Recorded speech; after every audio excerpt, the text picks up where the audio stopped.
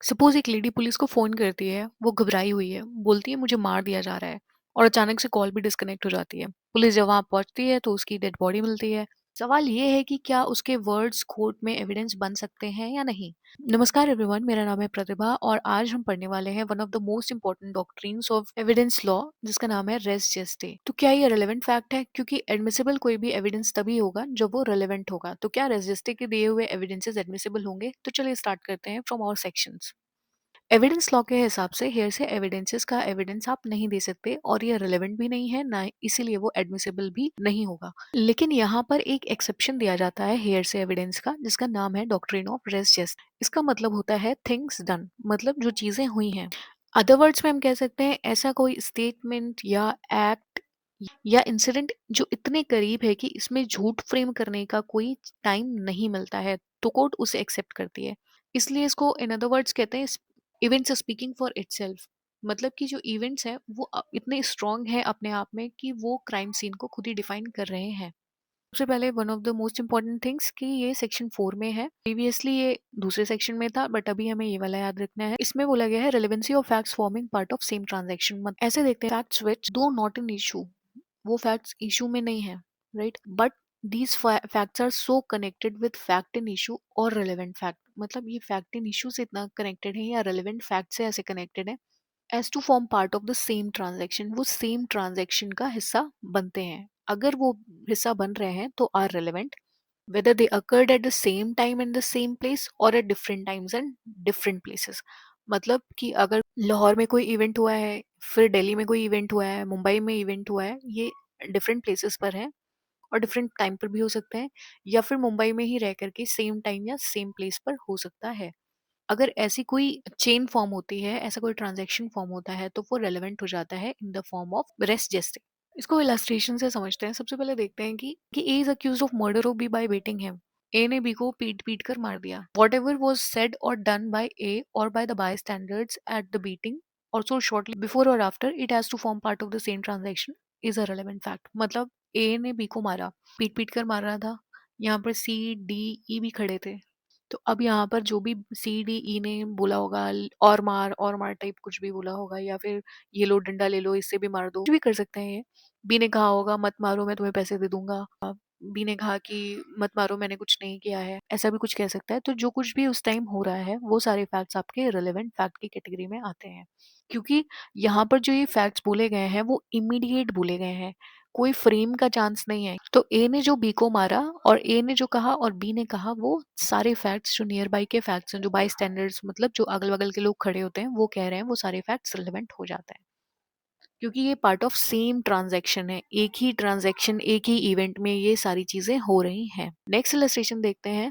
A is accused of waging war against the government of India by taking part in an armed insurrection in which the property is destroyed, troops are attacked and jails are broken open। अभी recently कुछ countries में भी ऐसा हो रहा है, right. तो वहां से भी आप देख सकते हैं कि प्रॉपर्टी को डिस्ट्रॉय कर रहे हैं, ट्रूप्स को अटैक किया जा रहा है। ट्रूप्स मतलब जो आपके पुलिस मैन है उनको अटैक किया जा रहा है, जेल्स को ब्रोकन ओपन करके कुछ लोगों को निकलवा लेते हैं बाहर। तो इसके चार्जेस ए के ऊपर लगे हुए हैं कि A is accused of waging war. The occurrence of these fact is relevant as forming part of the general transaction. मतलब ये जो चीजें हो रही है ना, डिस्ट्रॉय हो रहा है, ट्रूप्स को अटैक कर रहे हैं, जेल्स टूट रही हैं, ये सारे part of same general transaction का है। Though A may not have been present at all of them. जैसे नेपाल में क्लियरली विजिबल था कि ट्रूप्स को अटैक कर रहे थे, जेंजी जो प्रोटेस्ट हुआ था वहां पर, और वहाँ के पॉलिटिशियन थे, उनकी वाइफ को भी जिंदा जला दिया था। तो वो जो सारी चीजें हो रही थी वन बाय वन, वो सारी चीजें पार्ट ऑफ सेम ट्रांजैक्शन थी। हालांकि जिस जो मेन लीडर था वो हर जगह प्रेजेंट होना जरूरी नहीं था। Similarly what is going on in Bangladesh, वहां पर भी जो प्रोटेस्ट को लीड कर रहा था, later on he was shot dead, but जो वो चीजें इनिशिएट कर रहा था और जो बाकी चीजें बाकी लोग उसे फॉलो कर रहे थे, वो भी part of the same transaction है। तो आई होप सेम ट्रांजैक्शन समझ आया होगा। इलस्ट्रेशन सी, जिस डेफेमेशन हमें पता है मानहानि कहते हैं, ठीक है। जो जो डिफेम करते हैं वो दो तरीके का होता है, एक होता है लाइबल, एक होता है स्लैंडर।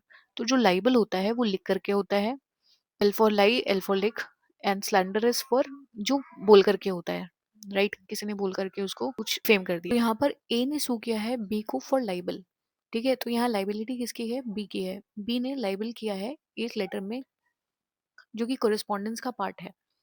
क्वेश्चन ये आता है कि क्या वो पर्टिकुलर लेटर जिसमें लाइबल किया गया है वही रेलेवेंट फैक्ट होगा और रेजिस्टे का पार्ट बनेगा, या फिर वो सारे लेटर्स जो कोरेस्पॉन्डेंस के पार्ट थे, मान लीजिए 10 लेटर्स पार्ट थे, तो 10 letters are relevant fact under res gestae, right.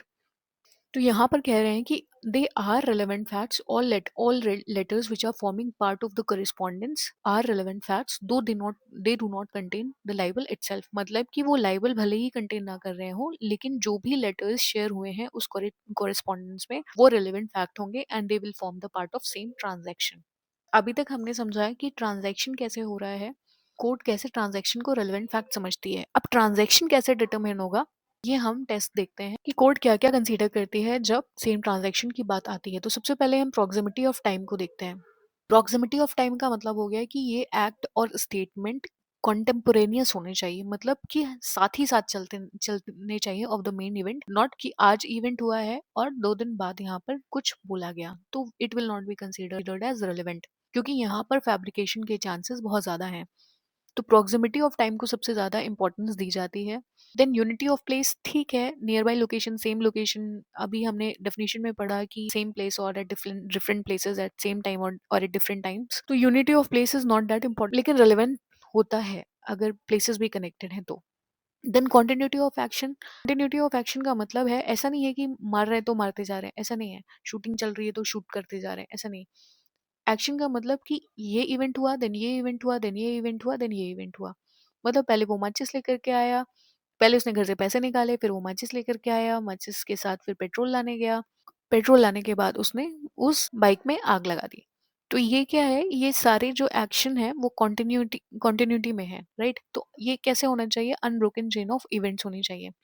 अगर कोई आर्टिफिशियल या लॉन्ग ब्रेक होता है तो वो रेजिस्टे को ब्रेक कर देता है। तो जो अगर रेजिस्टे ब्रेक हो गया तो it will not be accepted as an evidence.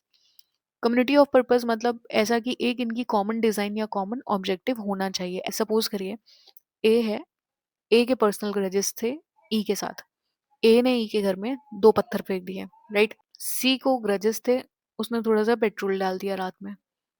D को भी कुछ अपने ग्रजेस थे, उसने बोला कि छोड़ो जाने दो, ऐसे ही गुस्से में उसने एक माचिस की तीली डाल दी, अब यहाँ पर आग लग गई। तो क्या इनकी कॉमन डिजाइन है, नहीं है।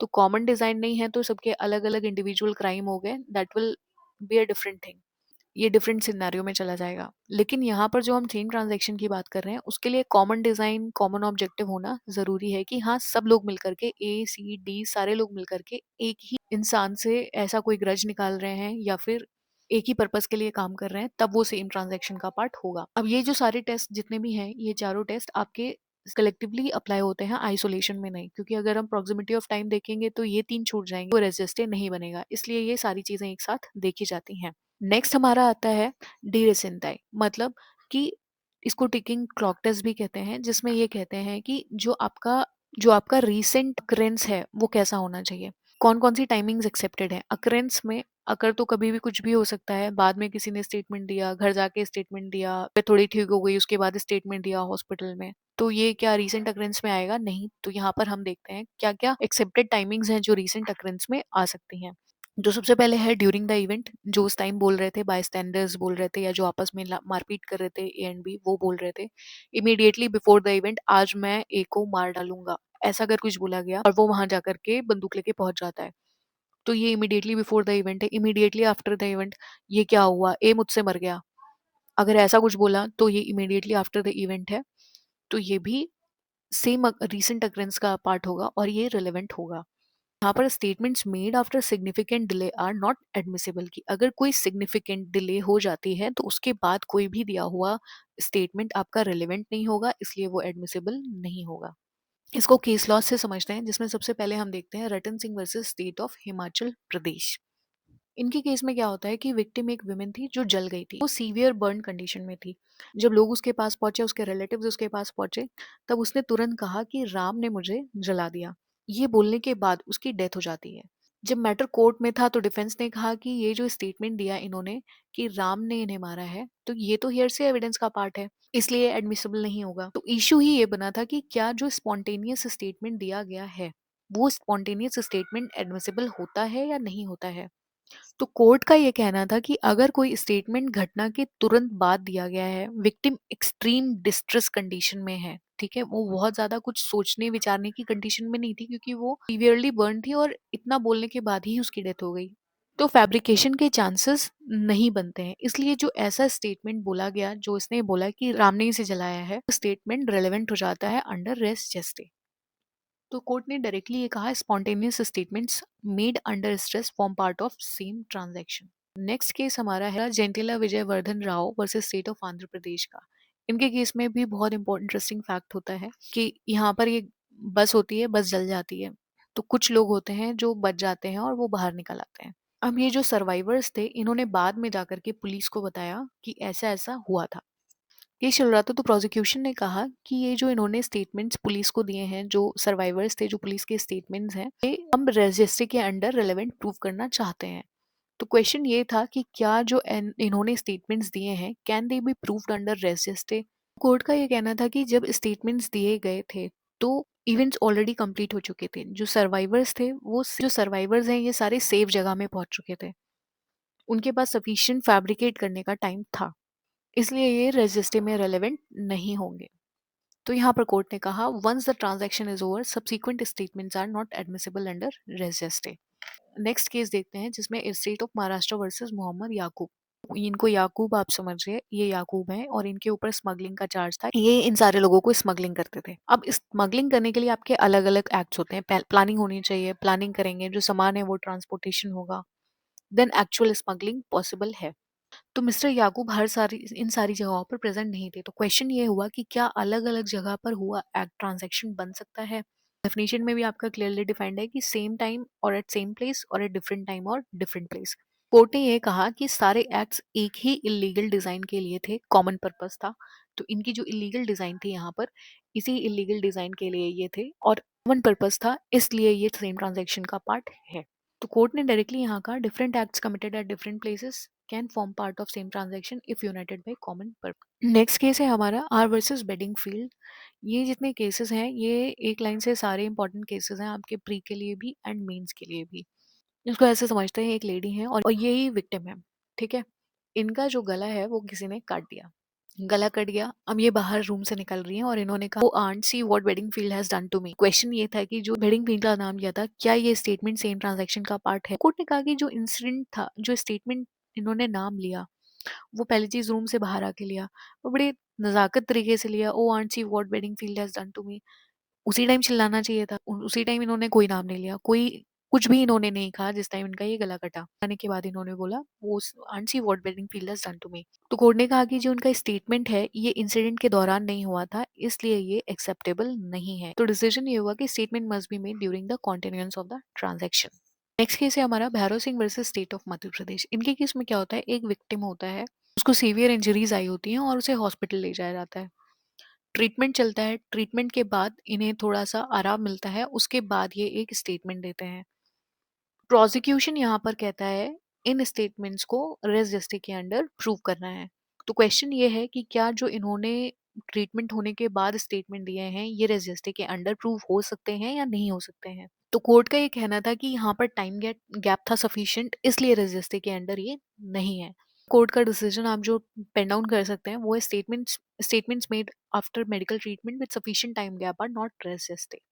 तो अभी तक हमने जितना भी पढ़ा, उसके हिसाब से हम देख सकते हैं व्हाट इज नॉट रेजिस्टे। तो सबसे पहले जो स्टेटमेंट्स डेलिबरेटली बनाए गए हैं, वो रेजिस्टे नहीं है। पुलिस को आफ्टर डिले बनाए गए हैं, वो रेजिस्टे नहीं है। ऐसे स्टेटमेंट्स भी जहाँ पर अपॉर्चुनिटी फॉर ट्यूटरिंग है, मतलब कि जहाँ पर किसी को पढ़ाने लिखाने की अपॉर्चुनिटी है, वहाँ पर भी वो स्टेटमेंट्स बनाए गए रेजिस्टे का पार्ट नहीं होंगे। Then events disconnected by time और इंटेंशन, अगर टाइम और इंटेंशन से इवेंट मैच नहीं कर रहे हैं, कोई चेन फुलफिल नहीं हो रही है, ट्रांजैक्शन कंप्लीट नहीं हो रहा है, तो वो रेजिस्टे का पार्ट नहीं होंगे। तो अब हम इसे समराइज कर सकते हैं कि res gestae is an exception to hearsay rule. आपका ये प्री का क्वेश्चन भी है कि what is an exception to hearsay evidence. तो सबसे पहले आपका तो रेजिस्टे ही आंसर है, बाद में लेटर ऑन हम और भी एक्सेप्शंस देखेंगे जो वन बाय वन आएंगे। अब ये बोला गया कि हेयरसे एविडेंस इज इनएडमिसिबल। ये इनएडमिसिबल क्यों है, क्योंकि ये ओथ के अंडर नहीं दिया जाता है and can not be tested by cross examination. तो जो भी तक अभी तक हमने पढ़ा, इसको एक बार कंक्लूड करते हैं कि res gestae is an exception to hearsay rule. और भी एक्सेप्शंस हैं, वो हम लेटर ऑन पढ़ेंगे। Then hearsay evidence is inadmissible. Hearsay evidence inadmissible है, ये हमें पता है। क्यों इनएडमिसिबल है? क्योंकि ये ओथ में नहीं दिया जाता है। Can not be tested by cross examination, इसका हम क्रॉस एग्जामिनेशन नहीं कर सकते, इसलिए एडमिसिबल नहीं है। ये थोड़ा सा गलत हो गया है। मैंने कहा हेयर से बिकम्स एडमिसिबल। हेयर से जो है वो एडमिसिबल एज रेस जस्टिस तब होता है जब वो स्पॉन्टेनियस हो, तुरंत तुरंत बोला गया हो, during, immediately before, immediately after the event है, natural part of the transaction है, नो टाइम फॉर रिफ्लेक्शन और फैब्रिकेशन है, तब ऐसे स्टेटमेंट्स को रेजिस्टे कंसीडर किया जाता है। अब ये जो आपका रेजिस्टे कंसीडर ही इसीलिए किया जाता है क्योंकि यहाँ पर एक प्रिंसिपल है, स्पॉन्टेनिटी गारंटीज ट्रुथफुलनेस की। मतलब जो कुछ भी अचानक से उसी टाइम, उसी जो इंसिडेंट हो रहा है उसी टाइम बोला गया है, जनरली ट्रूथ ही निकलता है कि इसीलिए ये रिलेवेंट कंसीडर किया जाता है। तो हमने रेस जस्टे में देखा कि ट्रांजैक्शन होना जरूरी है, res gestae is exception to hearsay. And then हमने इसके केस लॉज देखे। केस लॉज आपके मेंस एंड प्री दोनों के लिए वेरी इंपॉर्टेंट। रेस जस्टे के लिए बस इतना ही। आई होप आपको समझ में आया होगा। अगर समझ आया तो लाइक, शेयर एंड सब्सक्राइब। मिलते हैं नेक्स्ट वीडियो में नेक्स्ट सेक्शन के साथ, occasion, cause and effect. Until then, thank you and bye bye.